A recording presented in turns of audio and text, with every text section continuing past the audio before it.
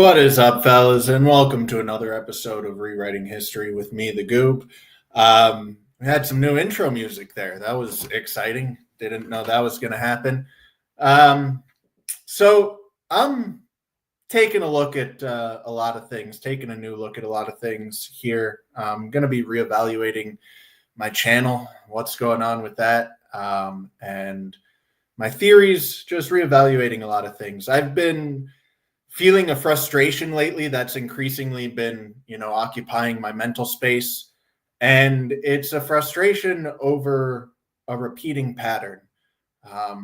People have been observing these anomalous similarities across megalithic sites for at least 100 years now. People have written hundreds of books on the topic and, shared their observations. And for 100 plus years now, they have been dismissed and ignored by the mainstream. And there's hundreds of YouTube channels now doing the exact same thing that I'm doing, noticing these patterns and sharing their observations.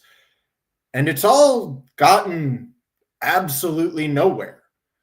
A big part of that problem, like I mentioned, I think is the mainstream refusing to acknowledge this. I think that a lot of people mistakenly believe that if they just put forward enough evidence, a good enough argument, that the mainstream will be forced to acknowledge it. And, there will be this breakthrough in understanding, and the mainstream will take this whole new look at history. And that's just not going to happen. That has been made absolutely painfully clear to me. I mean, like I said, there's a well-established pattern going back at least 100 years of that. And so, I'm also slightly frustrated, I guess, with my channel growth. I've been doing it a year and a half, and I don't have 300 subscribers yet, which I get that's not a very long time to be doing it, but it would be great to be bigger. But I'm also realizing that even if I had a successful channel, don't get me wrong, if I was able to make a living off of doing this, that would be absolutely fantastic. That would be beyond amazing. But it also wouldn't even truly be what I want, because one person making observations and sharing them with the world is not going to answer all of the mysteries of, our past. And even if I somehow did, it's not going to be picked up by the mainstream. It's not going to be accepted by the mainstream. And it's not actually going to truly break through the zeitgeist and change humanity's understanding. And those might be lofty goals, but that's what I want. That's what I want to accomplish and be a part of, is actually progressing and making real progress in the understanding of our ancient past and the history of humanity. And I think that while it might be somewhat of a pipe dream, I think it is possible. As I pointed out, one of the main reasons why no progress has really been made in this subject for the last 100 years is because the mainstream won't pick up on it.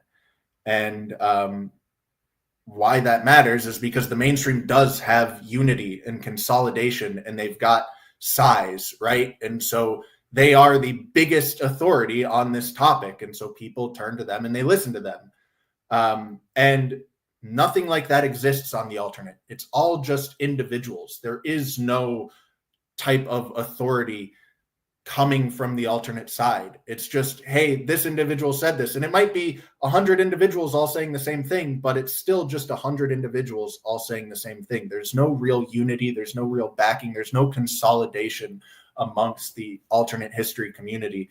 And that really, really needs to happen.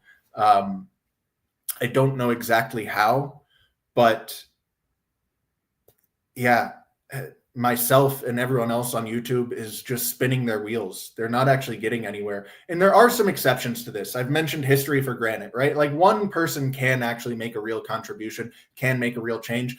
But even then, they're not going to totally change everything. They're not going to solve all of the mysteries of the past. Another one is the vases. I get really, really excited and passionate about the vases because the vases are one of the first real pieces of progress in this puzzle. Like, all the observations I've made are all observations people have made before. All the observations everyone else on YouTube is talking about are all things that people have talked about before. It's almost none of it is new. But again, the work never builds upon itself because there's no consolidation, there's no unity.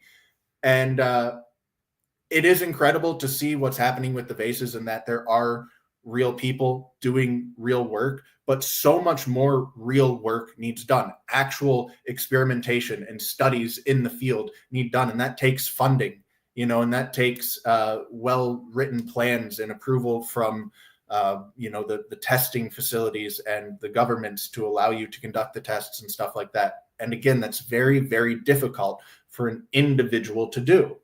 The reason the Institution of Archaeology can do it is because they're an institution. And so, yeah, I don't know, maybe something like this is already happening and I'm just not a part of it. I know the Cosmic Summit is a thing. I don't know how, I don't know to what extent the collaboration is actually occurring. From an outsider's perspective, it still seems to be largely like people going, hey, I'll come on your channel, you can come on mine. And that's cool, but it's not the level of collaboration that truly needs to happen. Like, talking on YouTube is fun. Researching this stuff is fun, but I actually want to make progress. I want to be involved in a team where we can all share our observations, all compound our knowledge, and then make decisions about, okay, let's evaluate everything and create some high priority targets for study. What tests need done at what locations? Put together a list, here's the top 3, and start taking actual actions to move things forward. I don't have the ability to do this. I don't have the clout to assemble a team, right? No one's going to listen to the Goob with less than 300 followers. And I don't have the financial resources, certainly. But this really, really needs to happen. And I don't know how to make it happen, but it's what needs to happen. It's what I want to happen. Like, I know what I want. I want to actually make real progress, do real work. I just don't know how to make that happen. So I don't know. Suggestions from the audience would be great. If you guys have any thoughts on the matter. In that same vein, what does that mean for the future of my channel? I'm not entirely sure because I have been growing at a snail's pace. So what I'm doing doesn't really seem to be working. So I think I need to try something else, but I'm not entirely sure what to try. I think revisiting some of the older topics that I covered might be a good idea because some of those early videos I did are quite rough and, almost no images. It's just me talking to a camera for an hour straight, like I'm probably going to do today. So trying to represent those with better production might be a good idea. Maybe decreasing the quantity of videos I do and putting more time into each video. But yeah, I don't really know. I don't want to stop doing this. I do enjoy doing this, but I have realized that like, this isn't the ultimate goal for me. The ultimate goal is to actually get involved and do work. But I don't think where would I submit my application currently? I don't think a place really exists. And like I said, I don't have the clout to try and create it myself, but man, I want it. I'm putting it out there into the world. This needs to happen. I think other people are starting to recognize that this needs to happen as well. So yeah, maybe I'm just out of the loop. I know that people support each other in the alternate community, and the Vase Scan project is incredible. I referenced that, and I think, like I said, it is the biggest piece of progress that has occurred probably in like the last 100 years in this puzzle.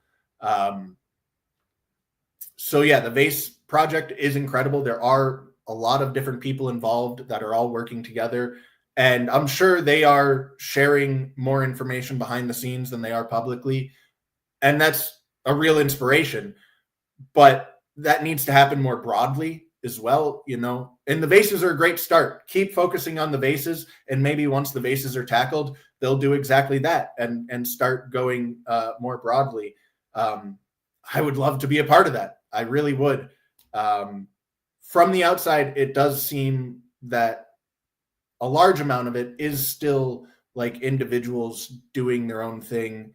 And yeah, they might present on each other's channels, but it's still largely segmented and individualized, and there is no centralized institution.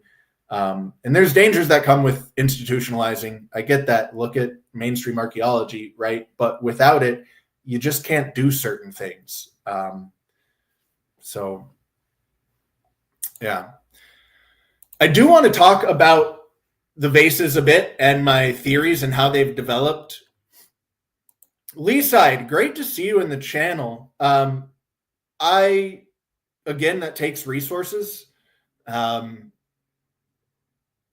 would like to be involved in something like that. And the point I'm making is that I really want to see more than just individuals. Like, there needs to be a concentration and consolidation within the alternate community, because even if an individual discovers something and makes progress in a certain field, it gets lost so easily. I see so many people on Twitter and on YouTube, you know, geeking out about these patterns found across megalithic sites around the world. And I've been looking into this casually, you know, for like 12 years now. I would come home from high school and like read about the Saturn death cult for an entire night or whatever. All of these alternate kind of ideas. And I've seen so many websites come and go. People have collected, hey, look at this feature in the rock, how the rock bends around a corner. And here's a gallery of, you know, 20 different locations around the world that all share this same feature. And like, I've seen that collected over and over again by so many people. And then it gets lost and forgotten, and someone else comes back to collect it again. And just like no progress is being made. So yes, I am all for experimental archaeology. I love it. And I love when people do it, and it's fantastic when people do it. But imagine what you could do collectively versus alone. That's my point. Do I? I probably do. Yes, and I don't know if I made this point, but part of what needs to happen is people need to understand that mainstream archaeology is not going to participate in this. They're just not. It doesn't matter how good of an argument you put forward, how good of the evidence you put forward is. Mainstream archaeology is not going to participate in this. That's been made painfully clear. You know, I've been trying to interact with some archaeologists about the Nazca mummies lately, and it's not been going well. Their reactions are, for lack of a better term, rabid. They're completely incapable of even reading the words that I'm writing, and they just see the topic of the Nazca mummies and they fly into a blind rage, like universally, at least the ones that respond. And the ones that don't respond, they're probably more reasonable, right? But they know better than to interact with this subject whatsoever, because they see and are aware of how their colleagues respond in a rabid fury.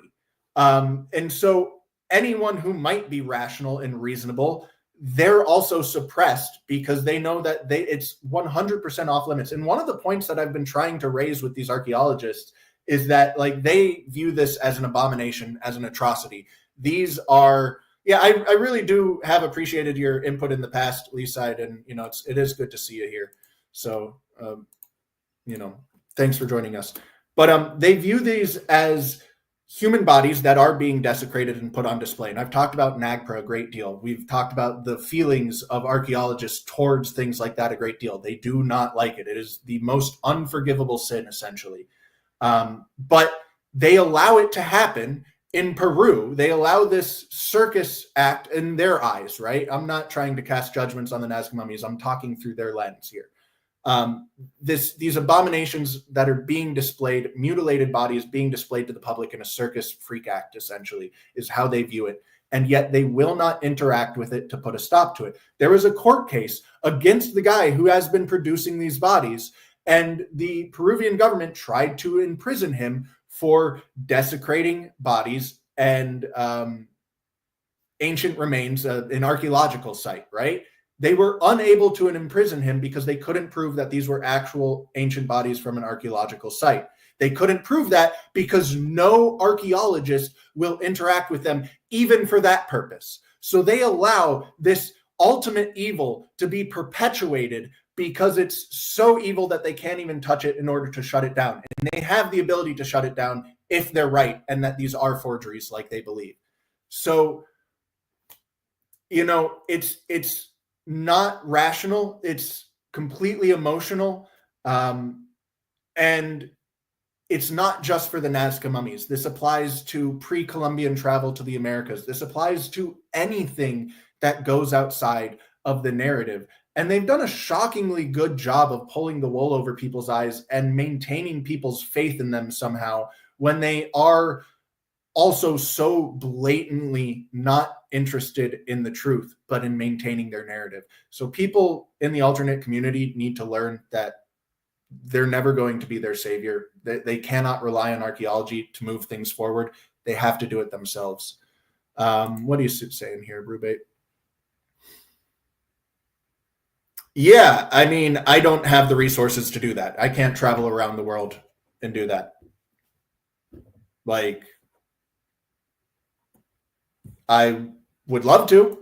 And I would love, like I said, tell me where to submit my application. If there's a place that I can apply to get involved in some way like that, dude, sign me up. But I don't have the resources to do it myself. I think the vast majority of people who are interested in this topic don't have the resources to do it themselves. That's why I'm talking about consolidation. Also I imagine the funding would become a lot easier. You have certain channels like Uncharted X, Ben Kirkwick, he's able to make a living off of this. He's doing well for himself, I believe, at least. But that's not the standard. And even he alone is limited. He's doing the base scan project or somewhat involved in it, right? Which is incredible. I don't know who exactly is funding what. Matt Beal's involved. I know he's got some money and he's helping out, and that's incredible. But yeah, unless you just have like some super wealthy backer, like also consolidation for the purpose of funding, I think would be very useful. But I did want to talk about the vases and how my thoughts on the vases have changed over time, because I've been pretty vocal on this channel that I really largely disagree with the idea that everything impressive we see is 12,000 plus years old. I referenced the Kailasa Temple, which is, I think, the most impressive megalithic structure still in existence, and it's clearly less than 2,000 years old. So if they could do that then in India, why couldn't they do it around the world, more recently as well? But the vases have made me shift my perspective somewhat, because when you look at these vases, they are coming from the Nikeda culture 6,500 years ago, a civilization that doesn't have anything even close to comparable to these vases, including pottery vases, which don't seem to be spun on a potter's wheel. But you have these ultra precise hard stone vases that are spun on a lathe from the same time period. And these, when I say ultra precise, I mean it. They exceed our current production abilities today. Not our theoretical, hypothetical, if we put absolutely the peak of our technology towards making a vase, what could we produce? But they exceed our actual production levels today. Go buy a stone vase today and compare it to these pre-dynastic ones. The pre-dynastic ones are more impressive. So they do exceed our actual production abilities that we put into practice today with all of our high technology. And this is 6,500 years ago from a Stone Age proto-civilization. It doesn't make a whole lot of sense. And when you look at it through the lens of these people finding an ancient stash of vases, much like we found an ancient stash of vases underneath the Djoser pyramid, we found tens of thousands, and now they circulate around our world today. It makes a bit more sense, actually, in my opinion, to think the same thing might have occurred 6,500 years ago in pre-dynastic Egypt, because you have, again, proto-civilization, simple people, and then this explosion of these exquisite vases. They appear in very high volume, very suddenly, and they appear before economic stratification even exists. So they appear across the whole population, rich and poor, they all have these vases. And then you see that stratification start to develop, and you start to see what turns into dynastic Egypt and the kings. And it culminates with Djoser collecting all of the vases and stashing them all underneath his pyramid. I think what we're possibly seeing is actually these vases playing a pretty significant role in the development of power structures in this pre-dynastic civilization. I think it contributes to wealth and who becomes wealthy and who gains power and ultimately becomes kings of this area. And like I said, turning eventually into dynastic Egypt. So we have a pretty decent archaeological record on that area of Egypt going all the way back to about 14,000 years. So if these vases are older, it would seem that they would have to be older than 14,000 years at least, and coming from some totally lost civilization. And then, you know, some of the underground things on the Giza Plateau potentially could be 12,000 years old as well, like the Osirion and some of the more curious underground features. I don't think the pyramids are 12,000 years old. I don't think most of the above ground features are 12,000 years old. There were people occupying this area, like I said, for at least 14,000 years. And the Giza Plateau is along the Nile River. It's where these people were living. So if there was, you know, the pyramids, for example, like you would see people collecting there, that would have been noticed far sooner. But some of these underground things, they potentially could have existed there. And especially if you ended up digging up a massive cache of vases that totally affected the entire structure of your civilization and development of your civilization, you might be interested in exploring underground, and perhaps you find some of these things and then you choose that location to then build the Great Pyramids and such. So yeah, my thoughts have changed a bit on Ben's ideas and the idea of a lost civilization from 12,000 years ago. I've never been against it. I just never thought we would find evidence of it. But I think the vases could be evidence of it.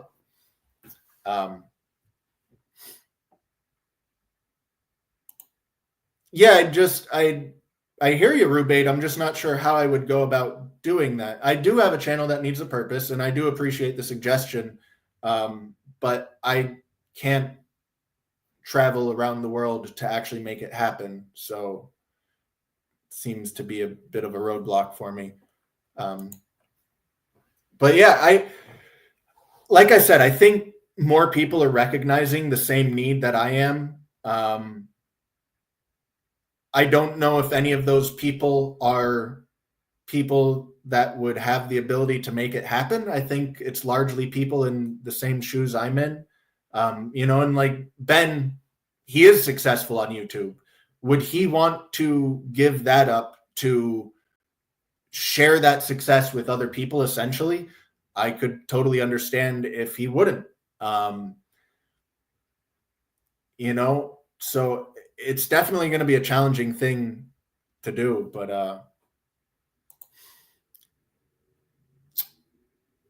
I'm not sure how I would do it without that. I mean, but okay.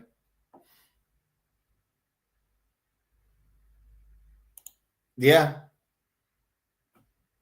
Might not be a bad idea. But I don't have content for you guys today because my brain has been occupied by this. Like it's been eating away at me to realize that, you know, like I said, even if I had a big successful YouTube channel, I would be totally stoked about that. I would be through the roof. But like, it's not the ultimate dream. It's not actually the ultimate goal for me. So I know what I want, just don't know how to make it happen.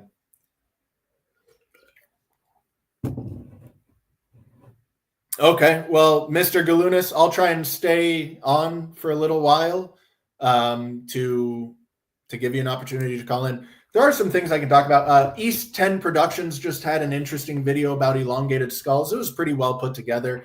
And there clearly seems to be something to these elongated skulls. I don't think I have the image on my computer. I think it's still on my phone. But there's in Peru some skulls that have been found with metal implants in there. I'm actually going to try and pull it up. Skull with metal implant, Peru. Because it's a really, really cool skull to look at. So give my computer a second to load here, and I'll put it on screen for you fellas.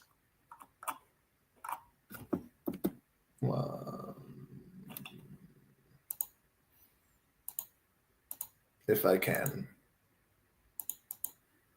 Here we go. Okay. So this skull here, it is elongated. I mean, it looks a bit elongated to me. Maybe not so much elongated. But you can see that. Let me get a decent image. Where's a nice big image? This is a pretty big image. You can see that the skull was bashed in pretty good. The skull was very, very heavily fractured, and they did a trepanation operation, saved the guy's life. The bone did heal. They put this metal implant in there, and this is in Peru, in the same place that the Nazca mummies are found with all of their metal implants. Their metal implants, the leading theory seems to be that they were to promote bone growth. They seem to be centered around broken bones. We have anomalous elongated skulls that have been found in Peru for a very long time now. You've got the research from Brian Forrester, and he's got interesting DNA results from them, but also, like, despite the mainstream trying to dismiss these as anomalous and suggesting that they aren't actually bigger, like, there's certain skulls you can look at, you can compare side by side, and they're very clearly larger. You can, East 10 Productions talks about this, how the hole for the spinal column on some of these larger skulls is different. It's located differently. It's shaped slightly differently. There does seem to be another type of human, whether it just be modern humans that experienced a mutation or an actual another branch of hominid, because there's a lot of different hominids in the ancient past. I'm not entirely sure, but they also seem to be associated with the megalithic sites. You find them in Malta. You find them all around the world. Peru, in my opinion, has some of the most intriguing megalithic sites in the world, and they've got a lot of these elongated skulls. They've got skulls with metal implants, and they've got trepanation that they're performing more successfully, significantly more successfully than we do today. 91% survival rates versus our 73% survival rates, and for the exact same purpose. They were we perform that surgery today when someone gets a blunt force head trauma, like this skull here. We take out part of the skull to alleviate the pressure and hope it saves their lives, and we're successful 73% of the time today.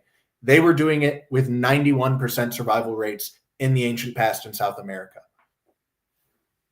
Yeah, thanks for stopping in, Leeside. See you later, man.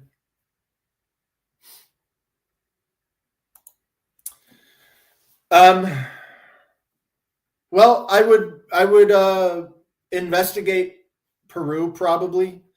There are some specific experiments that I would like done, and I believe that Weird Old World is actually interested in doing them. I don't know if he has the ability to do them, and he hasn't specifically said so to me, but I proposed a certain test, and then immediately after, he was inquiring about how to actually get that test done.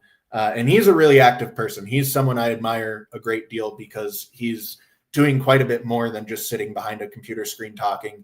And he is actually out in the field doing what you're suggesting. He's scanning these sites.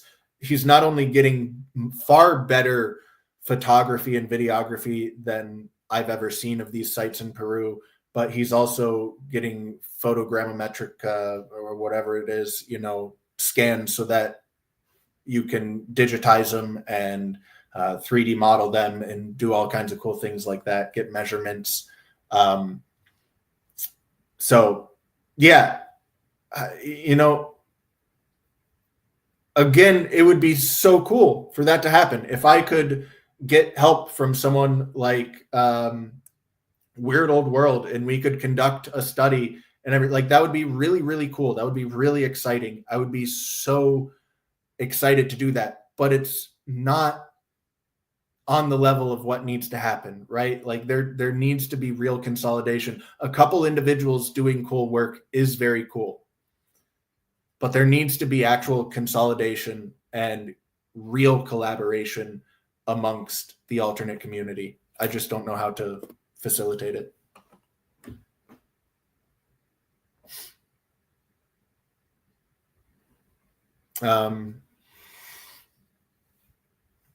Yeah, honestly, I'm just hanging on for Mr. G to call in at this point. I don't know what I want to do with the channel moving forward. I think it's quite possible there will be less weekly videos. I know I definitely want to keep the call-in nature, even though I don't have really enough viewers to support it. This channel exists because Danny Polishchuk, the international Jew, let me full screen myself here. The international Jew gave me an opportunity to guest on his podcast, his comedy podcast, and talk about ancient history. And it's a call-in show. Hey, what's up, East 10? I was just talking about you a couple minutes ago. Now I'm talking about the origins of my channel. So Jewish comedian gives me a chance to be a guest on his podcast and talk about ancient and alternate history. And it's a call-in show, and people were calling in and asking me questions. And I enjoyed it so much that the very next Sunday, I started this show and have been doing it ever since. And I structured it as a call-in show largely because as I've learned about these things, you know, as I'm reading papers and watching videos and learning these interesting things, the number one thing I always wanted to do was engage with the people that was putting out this content. I wanted to dig deeper into their thoughts and opinions and share my own thoughts and opinions. And I had no real way of doing that besides like YouTube comments, which isn't really a great way to do that. And so, yeah, I made this a call-in show because I still want that. Not only do I want to give other people an opportunity to do that, but I want to do it myself. I love actually engaging in these topics. And that's what I really want, man, is to, like, in a perfect world, I show up to work where I'm in a room full of people sharing the same passion that I am, all doing research, all having, you know, deep, meaningful conversations about these things, sharing their thoughts, their research, and making real progress. Will that ever happen? I don't know, but that's the dream. That's the dream. But yeah, I was just talking about the skulls a little bit and your channel. But what is up, Mr. G? Yo, can you hear me? I hear you loud and clear. Oh, hold on a second. Once you get to be my age, you can't do just everything. My internet sucks here, so I can barely hear you, and my phone is all crappy. Anyway, one of the things I wanted to say was just that, like, what I said in the comment about academia not really, you know, they don't take anybody seriously who's not in them. So they don't even, right, they're not going to, like you said, the rabid ones respond to you. Everybody else just either doesn't see you as legitimate or like you're the poison fruit, you know, they're never going to talk to you because of that. So, you know, and I don't think consensus changes quickly in general most of the time anyway, you know what I mean? Right. So it's like it's kind of a problem in that respect. It's either you have to be in that world to change their opinion. But you can't, like, even the reasonable people who might, you know, go and do that, they, like you said, there's those rabid ones, and they know that, like, dude, I can't. If I try, my career's over, my reputation's over, you know. Right. Yeah. So it's just like, I mean, really, is it how, I guess, how necessary is it to change their mind? And that's what I'm saying. So two of the main points that I've been trying to make is that that's never going to happen. We have to abandon archaeology. It can be a useful tool. They've got a lot of useful information, great information. I'm not saying disregard everything they've ever done, but we have to abandon them as a means for actually progressing anything forward. We cannot rely on them. We're never going to get them on board. It doesn't matter how good your arguments are or your evidence is, they're not going to get on board. So we have to do it outside of them, and people need to learn that and understand that. And I think a big reason why people keep spinning their wheels is because they do believe that if they just gather enough evidence and put forward a good enough argument, that they'll get, momentum within the mainstream, and that's never going to happen. That needs to be understood. Right. And then the other thing that needs to be understood is that as an individual, it's really, really difficult to get the momentum and the critical mass that's needed, both in like funding, in resources, and in just like reaching a broader audience. When you have a million voices all shouting into the night, none of them get heard. You need to have collaboration and consolidation and actually a unified voice, at least to some extent, which we just don't have currently. Right. And I guess the thing I was saying is,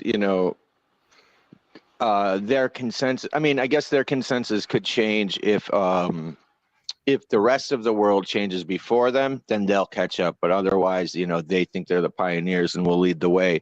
So, right, for you. But again, you need a critical mass to achieve that. Right. And a million voices all shouting at once doesn't do that. You need consolidation and unification. Right. It's my question to you is like, right. What do they need to be in? How do I say it? Like, maybe narrow your goal a little bit or your target. You know what I mean? And I think, and so you see that with niche it in. I don't know, just something like that, but something specific. The vases are a good example of that. It's a very specific, narrow target and a narrow goal, and like I said, I'm so unbelievably excited by the vases. I love them. I love talking about them so very much because they are an area where actual progress is being made, and like the most significant progress in, I think, like 100 years, so the vases are a fantastic example of that. And so, yes, progress can be made in this way, but it's unbelievably slow and grueling. Imagine what could be done with unification and consolidation. Well, and that's another thing I wanted to say to you, dude, is like, one, that'll help you algorithmically. But the other thing is like the way growth works on these things is, if you think about it, you've like doubled the amount of people several times. Do you understand what I mean? That have watched the show. Started out at 1, then now it's, what is it right now? 4 or 5. I don't have my YouTube thing on, so I can't see. But you know what I mean? Like at a certain point, that growth will stop.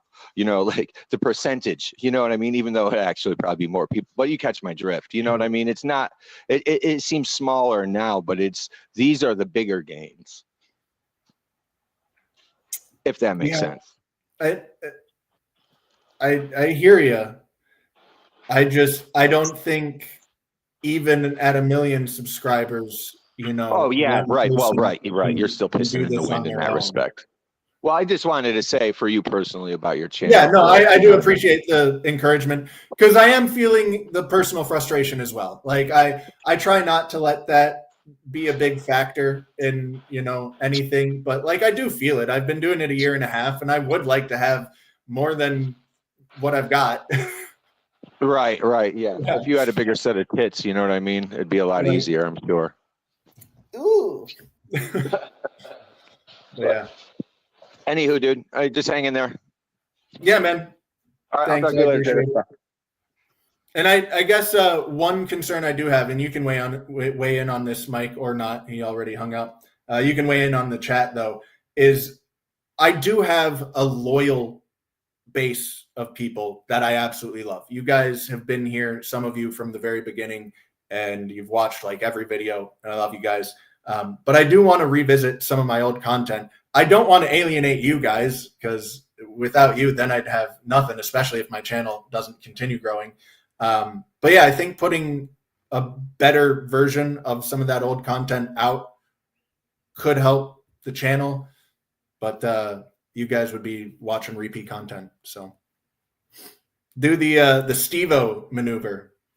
Didn't he do that? Did he really do it? I don't even remember. I know he was talking about doing it and saying he was super serious, But I don't think he has fake tits now. So if he did do it, I think he got rid of them already. Cool. Well, if Mr. G says it's fine, I'll take that everyone thinks it's fine.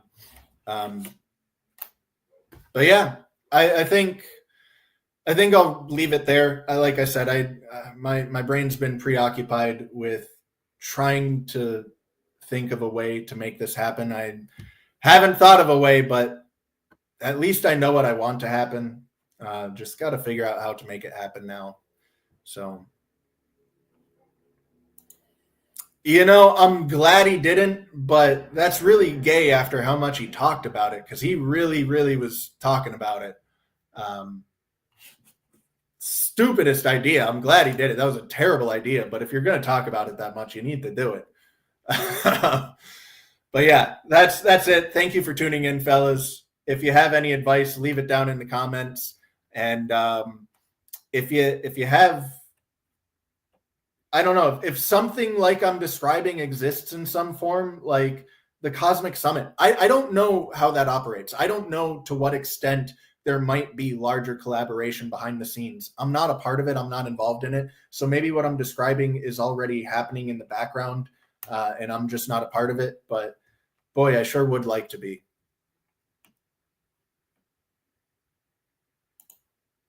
That I could do. That would be easier to do. That's already half of what I do, essentially. But yeah, I'll think about it, man. I'll think about it. Anyways, thank you, fellas, and peace out. Catch you next week, hopefully. We'll see.